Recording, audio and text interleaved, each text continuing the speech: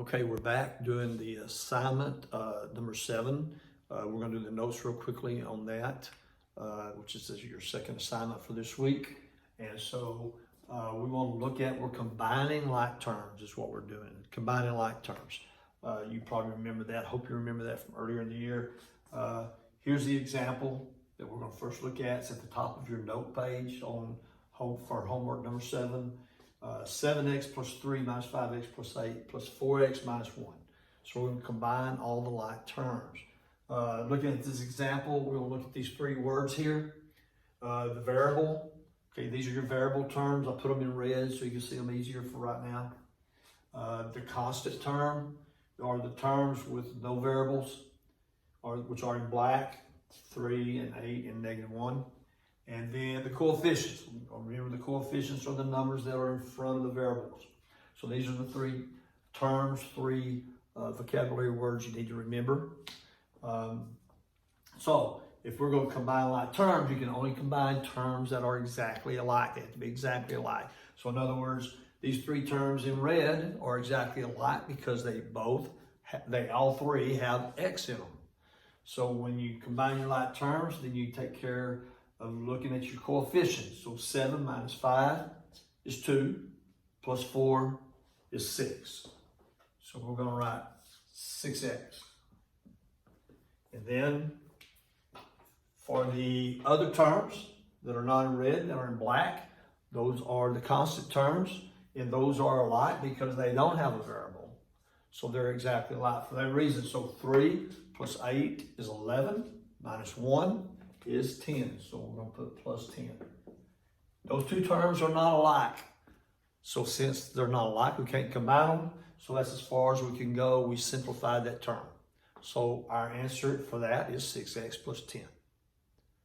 All right, I have written up the 3 examples real quick that I'm going to do for you. And I'm going to roll real fast. You can always pause or even turn me off if you want to. But you can pause it and go back. Look at it. So number 7, I'm going to go real fast. Number 7 is 5x. You're going to do your like terms. So the like terms are in red and the other like terms are in green. Just helping you see the like terms. So I did it in different colors.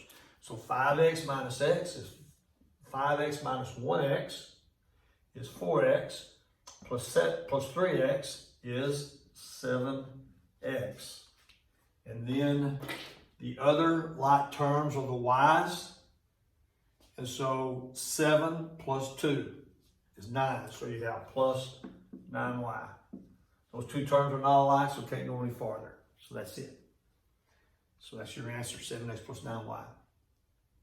And that's how we got that. Number 16, which is on your second page of notes for homework number 7. So for number 16, we're going to do the red. You always do your highest power first, and you go in alphabetical order. That's why we're dealing with the x's before we deal with the y's. So you want your answer to be in alphabetical order with your highest power first. So let's look at the x squares first. So you have your coefficients of 4 minus 3. So that's 1x squared, and it can be in red, 1x squared. And then the next power is the 1 powers. So we're going to look at the x's that are in green. So 2x plus 8x is plus 10x. Now we took care, you might want to cross them out when you work them. When we have a lot of terms, it kind of helps sometimes to see what's left. And then the constant terms are -7 minus 6, which is minus 13. Okay, let's go on to number 20. Number 20, we've got some geometry problems down there. It looks hard, but it's not. When you start looking at your like terms only. I left this in black since you don't have colors at home. So we started off with colors, but now let's see if we can see these without the colors, the common terms.